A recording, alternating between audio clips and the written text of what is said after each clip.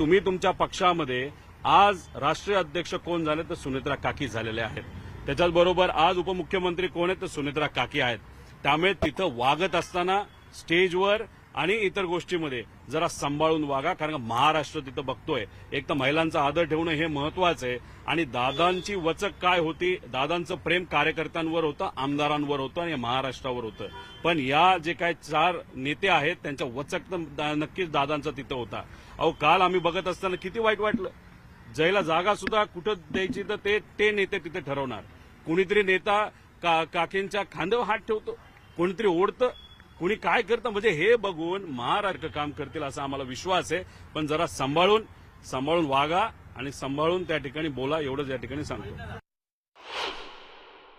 त्या भाषणामध्ये एक तर महाशय असे बोलले की म्हणजे नवीन पर्व त्या ठिकाणी सुरू झाले. अजित पर्व संपणारच नाही, कारण का लोकांच्या मनामध्ये दादांप्रती प्रेम आहे आणि ही घटना घडली त्याबाबतीत शंका आहे.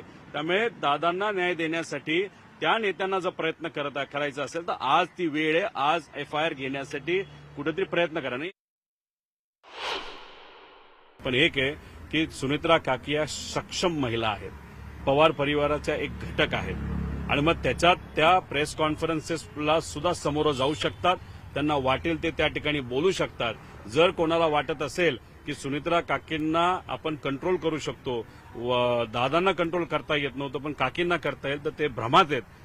थोड्या दिवसानंतर नक्कीच कळेल आणि एक नेता कशा पद्धतीने पार्टी तिथं चालवत असतो. त्यामुळे ह्या 4 जे कुठले नेते आहेत त्यांनी थोडंसं सांभाळून राहावा, सांभाळून वागा, एवढंच या ठिकाणी सांगतो.